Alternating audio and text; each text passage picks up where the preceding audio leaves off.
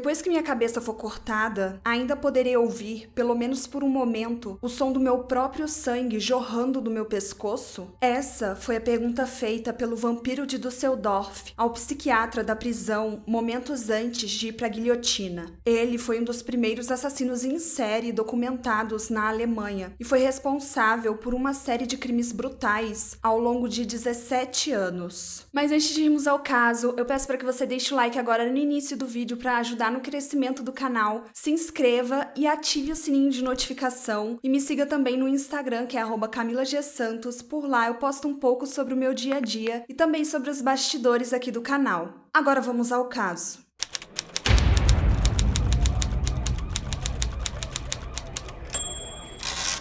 Peter Kürten nasceu na Alemanha em uma família pobre. Sobre a sua data de nascimento, existe uma divergência. Alguns sites dizem que ele nasceu no dia 26 de maio de 1883, e outros alegam que foi no dia 26 de agosto desse mesmo ano. Ele era o terceiro entre 13 filhos, mas 2 deles morreram ainda criança, o que não era incomum naquela época. E como muitos casos que nós já vimos aqui no canal, ele também vivenciou desde cedo os abusos de seu pai alcoólatra e pervertido. Não era raro ele ser espancado por seu pai, e como se isso já não fosse suficiente, o homem abusava de todos de sua família, principalmente da esposa e das filhas mulheres. Ele era um verdadeiro monstro e muitas vezes obrigava as crianças a assistirem ele tendo relações íntimas com a esposa. E em meio a essa infância tão conturbada, não demorou muito para Peter cometer o seu primeiro crime. Quando tinha 9 anos, ele empurrou um colega de escola dentro de um rio e ele sabia que esse menino não sabia nadar. Então, um outro colega que estava por perto pulou no rio para tentar ajudar o que estava se afogando. E Peter pegou e empurrou a cabeça desse outro menino para debaixo d'água, e o resultado foi que os 2 garotos morreram afogados. E as autoridades da época consideraram esse crime uma fatalidade. Aos 10 anos de idade, Peter conheceu um homem sádico que tinha como hobby caçar cães. Então começou a acompanhá-lo e logo aprendeu técnicas de tortura que o homem usava contra os cachorros que tinham a infelicidade de cruzar o seu caminho.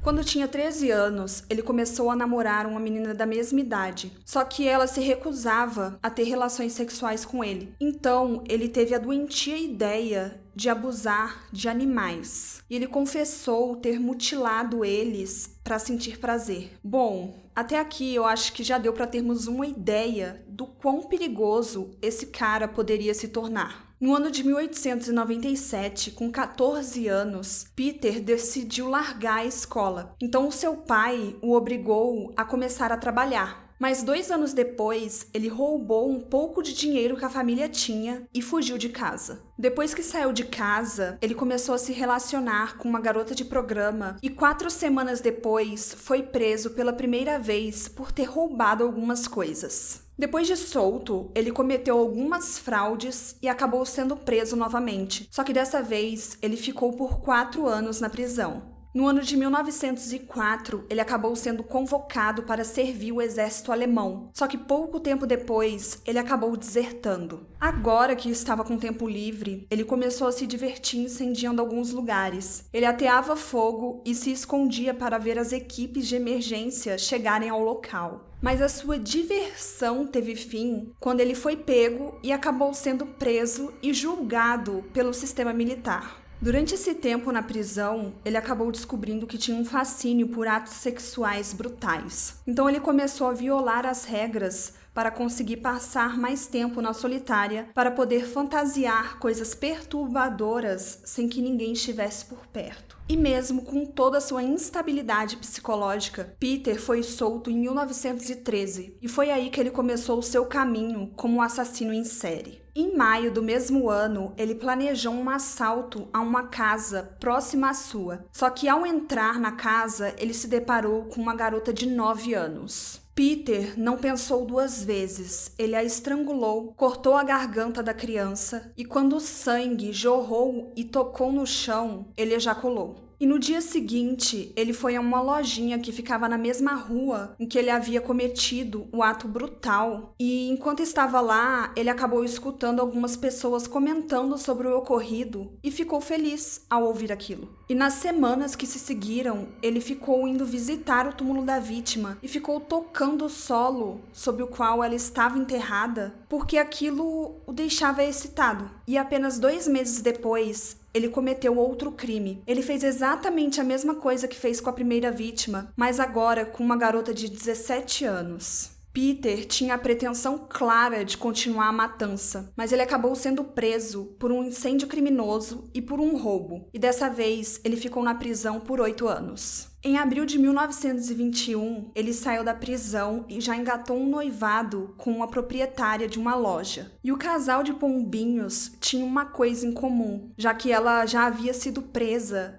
por atirar no seu antigo noivo até a morte. Quando foi posto em liberdade, ele estava doido para recuperar o tempo perdido. Então, em apenas 1 mês, ele matou 2 pessoas e tentou contra a vida de uma terceira, mas ela conseguiu sobreviver aos ferimentos. O método principal dele era o estrangulamento, seguido de uma mutilação e depois vinha o abuso. E ocasionalmente ele voltava na cena do crime para papear com os policiais, fingindo ser um cidadão preocupado. Nos meses que se seguiram, ele ainda tentou estrangular 4 mulheres, mas elas conseguiram escapar antes que o pior acontecesse. Cansado de ver suas vítimas escapando com vida, ele estava determinado a não deixar mais ninguém escapar de suas garras.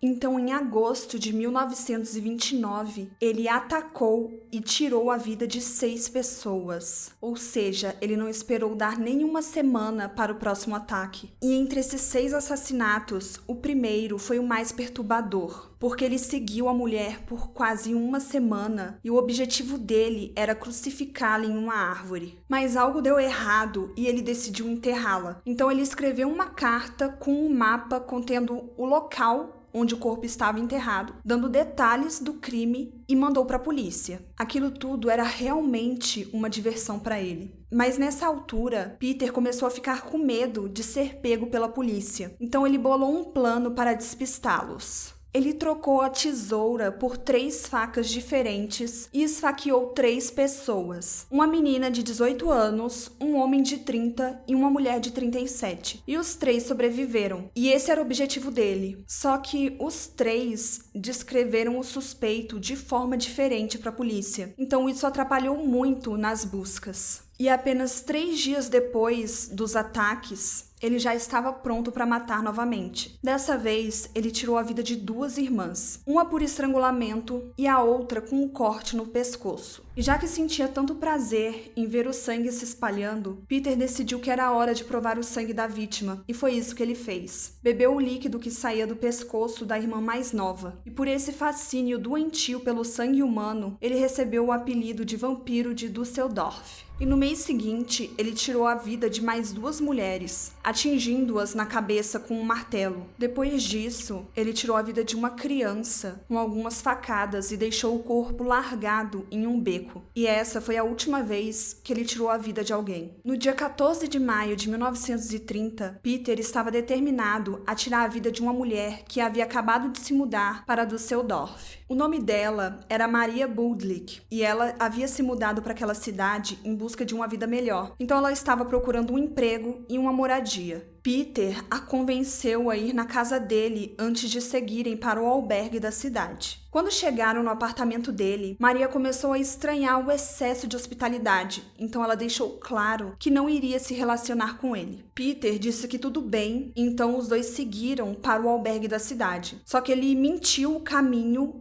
e acabou levando ela para um bosque, e lá ele a estrangulou enquanto abusava dela. Maria conseguiu sair viva desse ataque, só que o medo dela foi tão grande que ela optou por não denunciá-lo. Maria escreveu em uma carta tudo o que aconteceu no bosque, porque ela ia enviar para um amigo, só que ela acabou colocando o endereço errado e essa carta foi parar na mão de um funcionário dos correios deles. Então, esse funcionário teve acesso ao conteúdo da carta e decidiu entregar para a polícia. Um policial foi até a casa de Peter, só que chegando lá, ele não estava. E Peter já estava com a sensação de que seria pego pela polícia. Eles até tinham soltado um anúncio de que estavam dando uma recompensa para quem soubesse o paradeiro do vampiro de Düsseldorf. Então ele bolou um plano. Ele confessou todos os seus crimes para sua esposa e disse para ela entregar o paradeiro dele para a polícia, porque assim ela receberia recompensa e poderia viver com esse dinheiro enquanto ele estivesse preso. E foi isso que ela fez. Então, Peter foi preso e no início ele negava todas as acusações. Só que depois ele acabou confessando. E ele não demonstrava nenhum arrependimento pelos crimes que cometeu. Ele confessou ter cometido 68 crimes no total, entre eles 10 assassinatos e 31 tentativas. E todas as vítimas eram mulheres ou crianças do sexo feminino. E ele justificou tudo o que fez como uma vingança por tudo que havia passado na infância. Na cabeça dele, ele estava apenas cobrando da vida o que ela lhe devia. E os policiais ficaram tão horrorizados com o que haviam escutado que pediram uma avaliação psicológica para ele. Então, ele foi o primeiro assassino em série sexual a ser submetido a uma avaliação psicológica. No total, foram 5 psicólogos que o analisaram separadamente, e todos eles chegaram à conclusão de que ele era sim apto e capaz de responder por todos os crimes que cometeu. Ao ser questionado sobre o que ele sentia a respeito de tudo o que fez, ele disse que nunca sentiu nenhuma apreensão em sua alma e que nunca achou que o que fazia era ruim, apesar da sociedade o condenar por aquilo, e que o sangue dele e de suas vítimas deveriam estar na cabeça de todos que o torturaram. E finalizou dizendo que todos os castigos que ele sofreu durante a sua criação destruíram todos os seus sentimentos como ser humano. Por isso ele não tinha pena de suas vítimas. Peter foi considerado culpado em 9 acusações de assassinato e 7 tentativas, e foi sentenciado à morte por decapitação em abril de 1931. Após a execução, sua cabeça foi recolhida para análise forense, já que naquela época acreditava-se que criminosos teriam uma anatomia diferenciada, mas depois de examinarem, os médicos não encontraram nada de diferente. Depois disso, o crânio foi encaminhado para exposição em um museu.